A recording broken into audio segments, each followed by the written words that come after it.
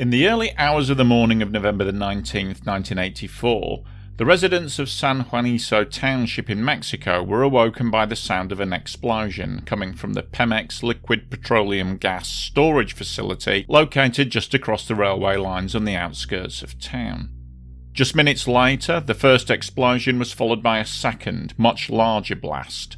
A blast of such magnitude that the pilot of an incoming Pan Am flight radioed the control tower of Mexico City Airport to report that he'd just witnessed what looked like a nuclear explosion on the outskirts of the city. This is the story of one of the world's deadliest explosions, and one which you've probably never heard about. The small township of San Juanico, located some 12 miles north of Mexico City, was the site of PEMEX, and that's Petróleo Mexicano. It was the site of one of their LPG storage and distribution facilities.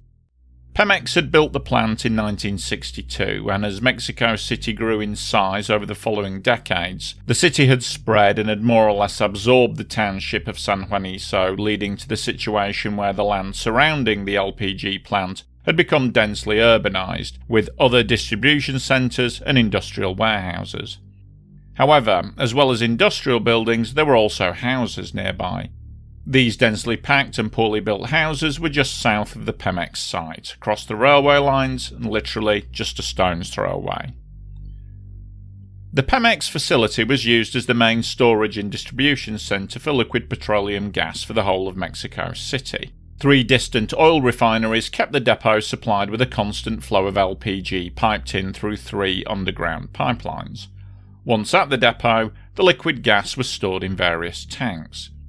At San Juanico, the plant had 6 spherical tanks, 4 holding 1,600 cubic metres each, and 2 larger spheres, each holding 2,400 cubic metres. And there were also 48 bullet tanks on site, and many tanker trucks and gas bottles in the loading area. In total, it's estimated that the plant could hold at capacity around 16,000 cubic metres of LPG. In terms of sheer explosive power, the plant at San Juanico, when full, was about 6 to 7 times more powerful than the nuclear bomb which was dropped on Hiroshima. I mean, you know how those gas bottles blow in a house fire? One of them is just a fraction of a cubic metre of LPG, so 16,000 cubic metres, that's going to be one hell of a big bang if it ever went up. And of course, that's exactly what happened at around 5:30 in the morning of November the 19th, 1984. The exact cause of the first explosion is, to this day, unknown. The generally accepted version of events is that there must have been a pipe rupture somewhere in the plant, as at around 5:30 in the morning, the operational staff in the control room noticed a sudden drop in pressure. Although the source of this pressure drop couldn't be ascertained, filling of the storage tanks continued anyway. Now, during this crucial period, which was only around 5 to 10 minutes, it's believed that liquid petroleum gas was spraying out of a ruptured pipe or a faulty relief valve, and it was forming a dense cloud of highly flammable gas. As this gas cloud spread, it eventually found an ignition source, which was most likely a flame in the burn-off pit at the northeast corner of the plant, and as soon as it touched that, the whole cloud exploded. Now, this first explosion was what's known as a vapour cloud explosion. It's an airborne vapour like a fog or a mist. It's not pressurised or held in a container. Now, the fireball would have been intense but very short-lived, and possibly in different circumstances, that might have been the worst of it right there. However, the PEMEX plant was somewhat lacking in safety features, and as a result, that first explosion was merely the catalyst for a chain reaction which would ultimately destroy the entire facility. Aerial photographs of the plant taken before the blast show a very congested area, especially around the bullet tanks, which were lined up next to each other with very little clear space around them. The pipework design was also poorly thought out. Many tanks were daisy-chained together. This meant that one pipe rupture could ignite several tanks at once in a kind of a chain reaction. Add to this a very basic and fragile firefighting system and the lack of fireproof material around the legs of the sphere tanks, and it's no surprise that within minutes of the vapour cloud explosion, the whole of the PEMEX plant was on fire. And then just a couple of minutes later, a second, much more powerful blast was registered as one of the smaller spherical tanks exploded. This was the one that the Pan Am pilots saw on the way in and thought it was a nuclear explosion, and from this blurry photograph, you can see why. Once the first sphere had blown, the whole plant began to go up in a chain reaction, one explosion after another. These secondary explosions were much more powerful than the initial blast. These were what they call BLEVE explosions, or boiling liquid expanding vapour explosions. In this kind of explosion, the temperature of the tank holding the LPG becomes higher than the boiling point of the liquid inside. The liquid then becomes a gas. The pressure then rises in the tank, rises until the tank ruptures, and then that's usually when you get an absolutely massive explosion. Some of the BLEVEs were big enough to register on the Richter scale, and they produced huge pressure waves and fireballs that were 1,000 feet across. So violent were these explosions that some metal tanks which weighed around 30 tons were found almost a mile away, smashed into houses, cars, walls. These BLEVE explosions again created another wave of secondary smaller explosions in and around the plant, and for the next few hours, terrible fires were just raging completely out of control. The whole area, including the densely populated area just on the other side of the railway tracks, was just one big inferno, as burning liquid petroleum gas rained down from above, setting everything and everyone in its path on fire. To make matters even worse, the pumping in of the liquid petroleum gas from the 3 refineries continued for about 40 minutes after the first explosion, feeding the raging inferno with a constant supply of fuel. Finally, at around 11 o'clock in the morning, some 5.5 hours after the first blast, most of the fires were brought under control. What remained of the PEMEX plant was almost completely unrecognisable.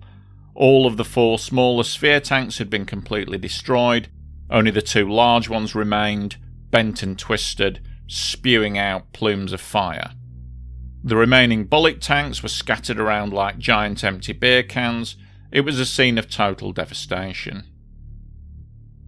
Just across the railway tracks in the populated area, it was nothing short of harrowing. Red Cross volunteers were dealing with severely burned survivors, and bodies littered the streets. Inside the houses, there were only charred, unrecognisable remains.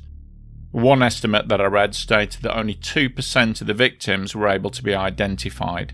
Such was the severity of the trauma to those who perished. Now, the initial death toll was given as around 270, but this was later revised upwards. It'll never be known exactly how many people perished, but the accepted figures seem to be somewhere between 500 to 700 men, women and children that were killed, with a further 5,000 to 7,000 injured, and many of these seriously. Some Mexican journalists have claimed that if the death toll included people who later died from complications to their injuries, the actual number of fatalities could be as high as 2,000. To this day, there are eyewitness reports from survivors stating that many people who disappeared that day have never been officially acknowledged as dying in the blast. For example, 82-year-old Jose Espinoza, who survived the blast, recalled how he went back to check on his next-door neighbours that were a family of 5. I went into their house afterwards and only found the foot of the little boy. That was all that was left. The government only counted the ones who died at the plant and in hospital. They never told us the truth then, and I doubt they will now. In any case, the Mexican government sought to keep the official numbers as low as possible, partly due to the fact that PEMEX was a state-run company which made them legally liable for any compensation, and also down to the fact that an enormous death toll would almost certainly harm the governing party at the next general election. Even with what seemed to be certainly artificially low casualty numbers, the president at the time, Miguel de la Madrid, didn't even bother to attend the funeral service of the official 272 victims. a move which only served to incense a population that was already in shock at the scale of the disaster. Also, in the immediate aftermath, the boss of PEMEX, Director General Mario Ramon Beteta, tried to blame the explosion on a neighbouring gas storage facility. He cited one of those businesses as being the probable origin of the blast. However, a report was published in December of 1984 by the Mexican Attorney General, and that stated that the initial rupture was in the piping by the bullet tanks in the PEMEX plant. Strangely though, that's about the only detail to emerge from that report. The rest of the findings have never been released to the public, so some 40 years later, we're still none the wiser. Just 6 weeks after the disaster, with no official findings having been reported, the government of Mexico began payouts to the relatives of the dead. A flat rate had been decided, with each victim being valued at $10,400. The PEMEX site was quickly cleared, along with the destroyed housing, and a park was built on the site. Today there's a simple memorial cross erected at the site of the mass grave where the victims were buried. For such a terrible disaster with such a high death toll, the San Juanico disaster is little known outside of Mexico.